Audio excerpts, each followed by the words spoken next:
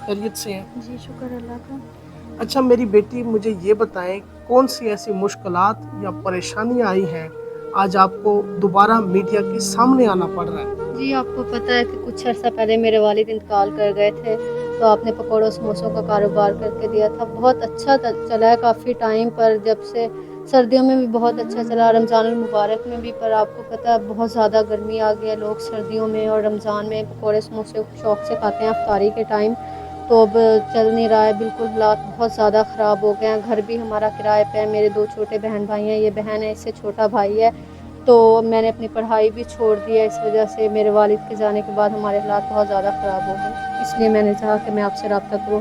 पहले भी आपने मेरी बहुत मदद की थी, हमारे घर की बहुत मदद की थी, और फैमिली में तो कोई भी मदद नहीं कर रहा है, कोई भी मतलब हमें बस सब ने ब्लॉक कर दिया। ईद वाले दिन अम्मी ने कॉल की थी ईद मुबारक कहने के लिए, तो किसी ने कॉल नहीं उठाई, कट कर दी। ये सोचा कि हम शायद उनसे मदद मांगेंगे या इमोशनल करेंगे, पर वालिद, अगर मेरे वालिद होते तो हमें किसी के सामने हाथ फैलाने की ज़रूरत नहीं पड़ती। ओए होए, बड़ा दुख हुआ है मेरी बहन। अल्लाह ताला आपके हाल पे अपना रहम फरमाए अपने प्यारे हबीब के सदके। अच्छा बेटी, मुझे ये बताओ अभी आपको किन किन चीज़ों की ज़रूरत है? अभी मैं चाहती हूँ मैं पढ़ूँ, और अगर कोई मेरी मदद करे पढ़ाई में ताकि मैं आगे पढ़ सकूँ, या फिर मुझे कोई जॉब लगवा दे ताकि मैं नौकरी कर सकूँ और मेरे छोटे बहन भाई पढ़ सकें।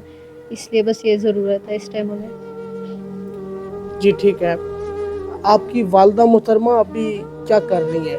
अभी वो घर में काम करती हैं, लोगों के, किसी के कपड़े धो दिए, सफाई, बर्तन, ये सब काम करती हैं। अभी कुछ दिन पहले ही पाकिस्तान में ईद उल अज़हा थी, तो ईद उल अज़हा आपकी कैसी गुजरी है?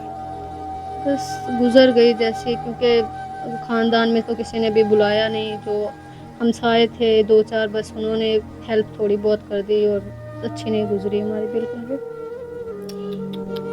वालिद साहब के बगैर ये ज़िंदगी, ये दुनिया कैसी लगती है? बहुत मुश्किल है। जिनके वालिदैन नहीं है उनको क्या पैगाम देंगे?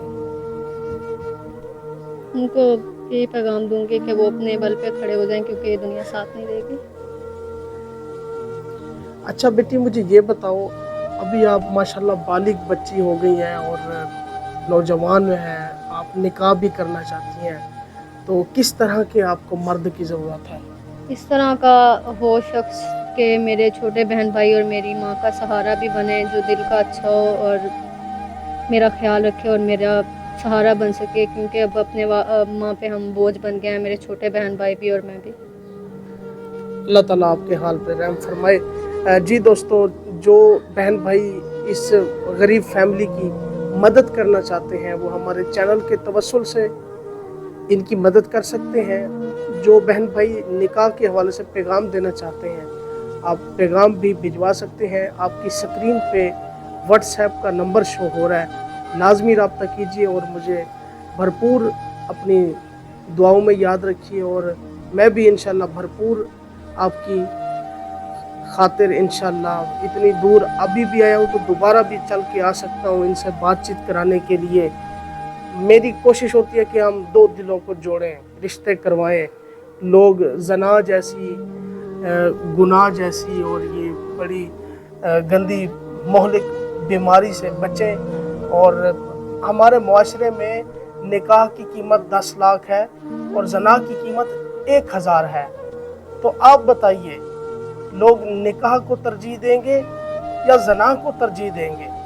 हमारी कोशिश है कि हम निकाह करवाएं ताकि ऐसी जो गरीब फैमिलीज़ हैं, बच्चियां हैं, इनको सहारा मिल जाए, और जो लोग बुरी सोबत में मुब्तला हैं वो तौबा तैब हो जाए और निकाह की तरफ माइल हों और ऐसी बच्चियों के सरों पे दस्ते शफ़क़त रखें। जी दोस्तों, मुझे इजाज़त दीजिए, अगली मुलाकात होगी इंशाअल्लाह अगले प्रोग्राम में। दुआओं में याद रखिएगा। फ़ी अमान।